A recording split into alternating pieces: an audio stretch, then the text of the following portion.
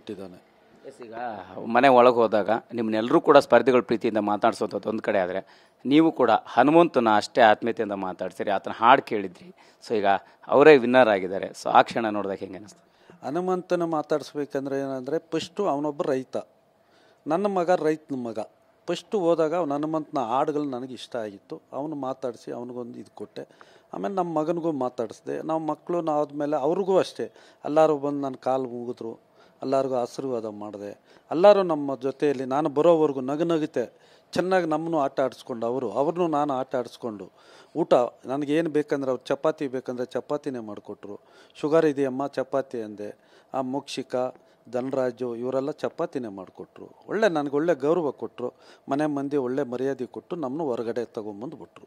ಈಗ ವಿಶೇಷವಾಗಿ ಏನಂತಂದರೆ, ಮಂಜು ಅವರ ಆರಂಭದ ಜರ್ನಿ ತುಂಬ ಸರಿ ಹಂಚ್ಕೊಂಡಿದ್ರಿ, ಮಾತಾಡಿದ್ರಿ.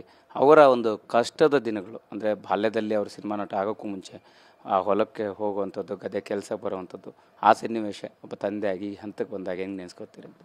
ಆ ಸಂದೇಶನ್ನೆಲ್ಲ ಅದರಲ್ಲಿ ಅವ್ರ ತಾಯಿನೂ ಭಾಗವಹಿಸಿದ್ದಾಳೆ, ನಾನು ಒಬ್ಬನೇ ಭಾಗವಹಿಸಿಲ್ಲ. ಅವನೊಂದು ಸ್ವಲ್ಪ ಆಗಿನಿಂದನೂ ಈ ಫಿಲಿಮ್ಗಳು ನೋಡೋ ಹುಚ್ಚಿತ್ತು ಅವನಿಗೆ. ಇವತ್ತೇನಲ್ಲ ಅದು, ಆಗಿಂದ ಫಿಲಿಮ್ಗೆ ಹೋಗ್ಬೇಕಂದ್ರೆ ನಂದೊಂದು ಕಂಡೀಷನ್ ಆಗ್ತಾಯಿದ್ದೆ, ಮಕ್ಕಳನ್ನ ಯಾವತ್ತೂ ತಂದೆ ತಾಯಿನೇ ಕೆಡಿಸೋದು, ಒಳ್ಳೇದು ಮಾಡೋದು ಪೇರೆಂಟ್ಸೇ ಅದನ್ನೆಲ್ಲನು. ಅವನಿಗೊಂದು ಕೆಲಸ ಮಾಡಿ ನೀನು ಹೋಗಪ್ಪ ಫಿಲಿಮ್ಗೆ, ನಿಮ್ಮ ತಾಯಿ ದುಡ್ಡು ಕೊಡ್ತಾಳೆ ಅಂತ ಹೇಳಿ ಅವನಿಗೊಂದು ಕೆಲಸ ಅಂತ ಜವಾಬ್ದಾರಿ ಕೊಟ್ಟು ಆ ಕೆಲಸ ಮುಗಿಸಿದ್ರೆ ಅವ್ರ ತಾಯಿ ಒಂದು 50 ರೂಪಾಯಿ ಕೊಡೋರು, ಹೋಗಿ ಅವ್ನ ಮಾಲೂರಲ್ಲಿ ಫಿಲಿಮ್ ನೋಡ್ಕೊಂಡು ಬರ್ತಾಯಿದ್ದ. ಅದು ಅವನು ಭೂಮಿಗೆ ಭಾರಿ ಕಷ್ಟಪಟ್ಟಿದ್ದಾನೆ. ಅಗ್ರಿಕಲ್ಚರಲ್ಲಿ ಅಂದರೆ ಅವ್ನಿಗೆ ಇವತ್ತು ಇಷ್ಟ. ನಾನು ಬಿಗ್ ಬಾಸ್ ಮನೆಗೆ ಹೋದಾಗ ನಾನು ಆವಾಗಲೇ ಬೆಳಗ್ಗೆ ಯಾರೋ ಬಂದಿದ್ರು ಚಾನಲ್, ಅವ್ರಿಗೆ ಇದೇ ಮಾತು, ನಿಮಗೂ ಅದೇ ಮಾತು ಹೇಳ್ತಾ ಇದ್ದೀನಿ. ಅಲ್ಲಿ ಒಂದು 2 ಆಲೂಗಡ್ಡೆ ಗಿಡ, 2 ಟೊಮಟೊ ಗಿಡ, ನಾನಪ್ಪ ಇದು 2 ಊತಿದ್ದೀನಿ ಅಂದಾಗ ನನಗೆ ಅವನು ಕಪ್ಪು ತೊಗೊಂಬರೋದು ನನಗೆ ಖುಷಿಯಾಗಿಲ್ಲ. ಅವನೊಬ್ಬ ರೈತನಾಗಿ ಬಿಗ್ ಬಾಸ್ ಮನೆಗೆ ಹೋದ್ನಲ್ಲ, ಅಲ್ಲಿ ಅವನ ಕೆಲಸನ ವೃತ್ತಿಸಿದ್ಕೊಂಡಿದ್ದಾನಲ್ಲ, ಗುರುಸ್ಕೊಂಡಿದ್ದಾನಲ್ಲ. ಒಬ್ಬ ರೈತನ ಮಗನಾಗಿ ನಾನು ಈ ಕೆಲಸ ಮಾಡಬೇಕು ಅಂತ ಗುರುಸ್ಕೊಂಡಿದ್ದಾನೆ. ಅಲ್ಲೇ ಗುರುಸ್ಕೊಂಡಂಥ ಸ್ಥಾನ ಅಲ್ಲ ಅದು.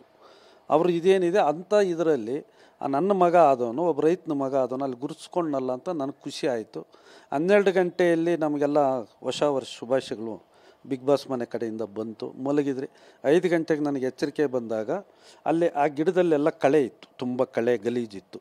ಅದನ್ನೆಲ್ಲ ತೆಗೆದು ಹೊರಗಡೆ ಇಟ್ಟು, ಒಂದು ಅಲ್ಲಿ ಏನು ಗೀಚಾಕಿರಲಿಲ್ಲ, ಒಂದು ಕಲ್ಲು ತೊಗೊಂಡು ಗೀಚಿ ಅದ್ರಿಗೆಲ್ಲ ಬುಡಕ್ಕೆ ಮಣ್ಣು ಹಾಕಿ ಅದ್ರಿಗೆ ಏನು ಮಾಡಿದೆ, 2 ನೀರು ಹಾಕಿ, ಆಮೇಲೆ ಒಂದು ಸ್ವಲ್ಪ ಅವನ ಬಗ್ಗೆ, ಮಂಜು ಬಗ್ಗೆ ಒಂದು ಸ್ವಲ್ಪ ಯೋಚನೆ ಬಂತು. ಎಲ್ಲೋ ಏನೋ ಇವ್ನು 4 ಗೋಡೆ ಮಧ್ಯದಲ್ಲಿ ಇದ್ನಲ್ಲ, ಹೋಗಿ ಕುತ್ಕೊಂಡು ಒಂದು ಚೇರ್ ಮೇಲೆ ನನಗೆ ಯಾಕೋ ಒಂದು ಸ್ವಲ್ಪ ದುಃಖ ಬಂತು.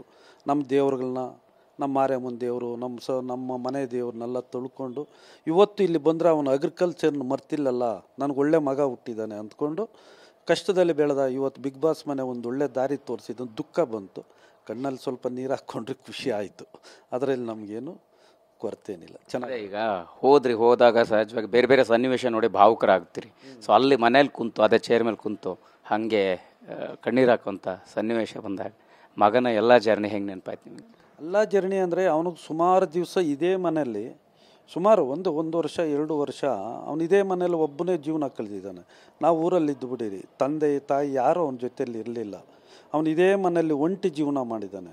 ಆ ಒಂಟಿ ಜೀವನ ಮಾಡಿದಂಥವನು ಇವತ್ತು ಬಿಗ್ ಬಾಸ್ ಮನೆಗೆ ಹೋದಾಗ ನೋಡಿ, ಇಷ್ಟೆಲ್ಲ ಅವನಿಗೆ ಒಂದು ಸೌಲಭ್ಯ ಸಿಕ್ತಲ್ಲ, ಇವನು ನನ್ನ ಮಗನೇ ಕಳ್ಕೊಂಡಿದ್ರಿ ಅನ್ನೋ ಒಂದು ಪರಿಸ್ಥಿತಿ. ಆ ಬಿಗ್ ಬಾಸ್ ಮನೆ ಇವತ್ತು ನಮಗೆ 2ನೇ ಮಂಜು ಕೊಟ್ಟಿದ್ದಾನೆ ಅನ್ನೋದು ನಮಗೆ ಒಂದು ಕೃತಜ್ಞತೆ ಆಗ್ತದೆ.